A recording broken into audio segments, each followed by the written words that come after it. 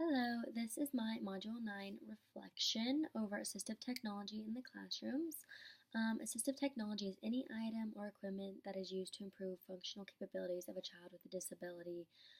It's especially used in schools to help um, students with disabilities just do better in school and in life in general. So, in my past experience, I haven't been around that many special education classrooms, and so I haven't really seen like technology that were used in my high school and middle school and elementary school. I've mainly only seen like we have ramps in our school and we have automatic door openers for kids that are in wheelchairs. I do remember in elementary school there were a couple of kids in my class, and the teacher let them have seat cushions so that they could sit on instead of sitting on a regular chair. But other than that, I haven't seen anything else. It's probably because I just wasn't actually looking for it. But overall, in the module, the most interesting equipment that I saw or that I liked was the IntelliKeys USB.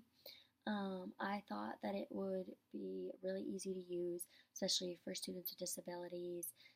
It would help them locate numbers and letters and symbols on a keyboard. It's a lot easier than using an actual keyboard, and so I think that I would use that in my classroom. I think that would be really helpful. And then in the article, the most important thing that I found from that article was that when it talks about like one size does not fit all students are different, and so each student's going to need something unique and something different compared to another student. So I thought that was really important. Three of the applications, my first one I chose was the existence, which is just necessary to sustain life. It has to do with like personal things like sleeping and feeding.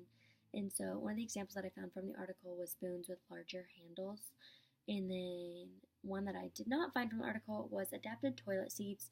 Just that's something that's everyday life that you have to do, and it makes it a little easier for students with disabilities to do it. And then I picked mobility, and that's just like walking, using the stairs, transferring from a wheelchair to an ordinary seat.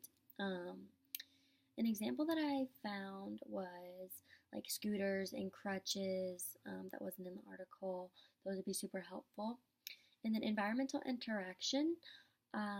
Those are activities associated with like daily living, so just everyday life.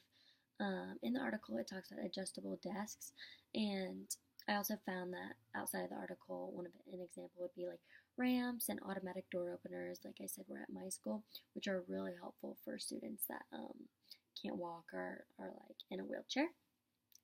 And then an additional assistive technology that I found was frequency modulated system, and I found that on healthyhearing.com, and they call it an FM system.